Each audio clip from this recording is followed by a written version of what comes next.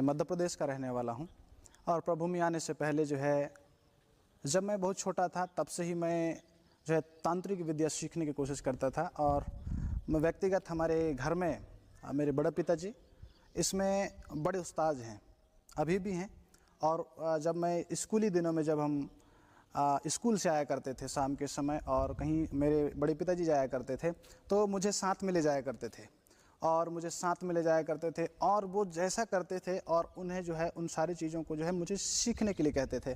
और मैं भी धीरे धीरे क्या करता था, क्योंकि वहाँ समझता था मैं कि अरे इनको बहुत जगह बुलाते हैं, बड़ा आदर है, बड़ा सम्मान है, और मैं भी सीख जाऊंगा, मैं भी लोगों के ऊपर ब्लैक मैजिक करूंगा, ये तंत्र मंत्र करूंगा तो मेरा भी बड़ा आदर होगा, मेरा भी बड़ा सम्मान होगा। इस रीति से मेरा विचार पनपने लगा मेरे जीवन में।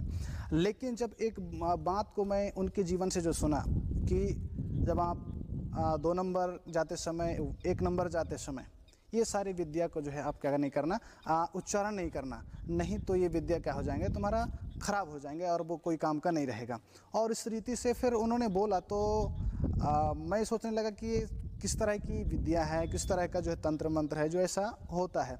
फिर भी मैं इन सारी चीज़ों को जो है करना शुरू कर दिया और उनके साथ साथ जाता रहा। और ऐसे मेरे बड़े पिताजी जो हैं वो बहुत उनको मान सम्मान उस क्षेत्र में होता है।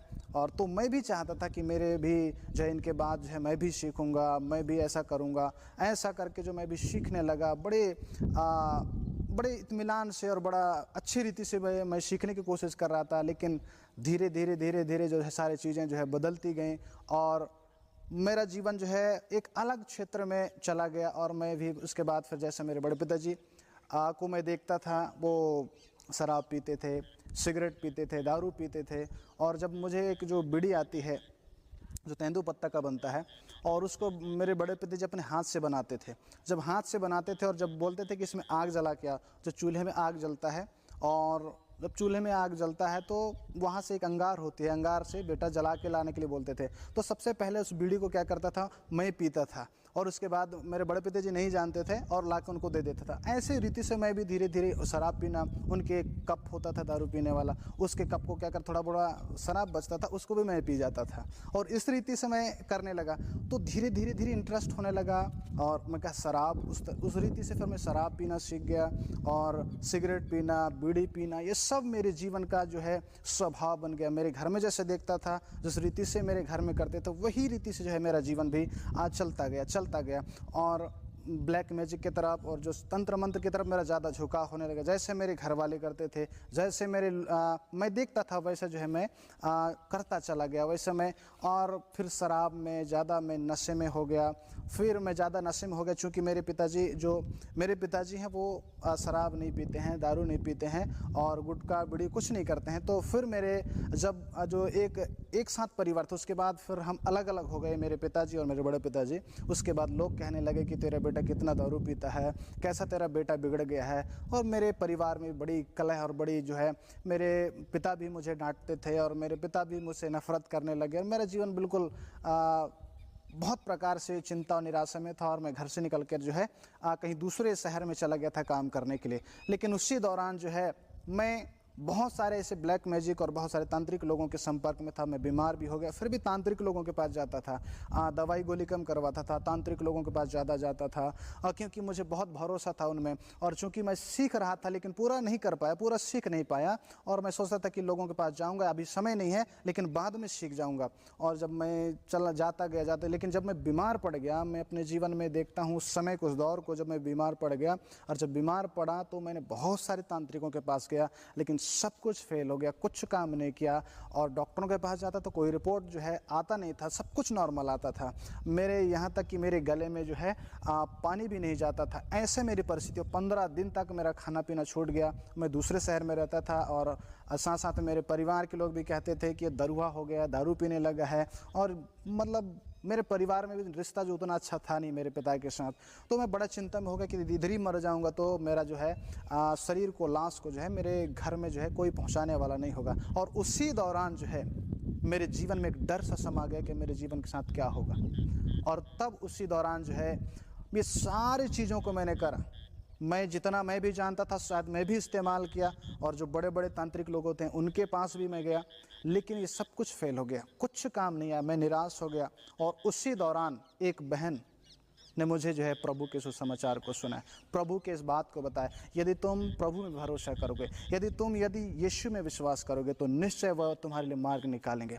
तो मैं उसके बातों को, जो सुसमाचार को, मैंने उस प्रभु के वचन को जो बता रही थी, मैं उनके ऊपर हंसा और कई इतने बड़े तांत्रिक लोगों के पास चला गया, इतने बड़े डॉक्टरों के पास नहीं चला गया, और है ना, वो सब कुछ किए लेकिन नहीं हुआ। तुम कहते विश्वास, विश्वास में क्या होगा? कुछ करने से शरीर में कुछ होगा, विश्वास करने से क्या होगा? फिर भी मैं, कहते हैं मरता क्या नहीं करता, फिर भी मैं आधा विश्वास के साथ, पूरा नहीं था, बस ऐसे ही चला गया। और मेरे दोस्तों, मैं बता रहा हूँ, एक सप्ताह के अंदर, जो एक सप्ताह 6 दिन के अंदर मेरे जीवन में जो परिवर्तन हुआ, मेरी ज़िंदगी में जो परिवर्तन हुआ, मैं सारे तांत्रिकों के पास गया, सब कुछ करा लिया, मेरे पास जो है कुछ भी नहीं बचा था कराने के लिए, ऐसा मैंने करा लिया था। लेकिन तांत्रिकों के पास और छोटे मोटे डॉक्टरों को भी मैंने दिखाया, बहुत सारे डॉक्टरों को भी दिखाया था, लेकिन कोई जो है वो सॉल्यूशन नहीं हुआ।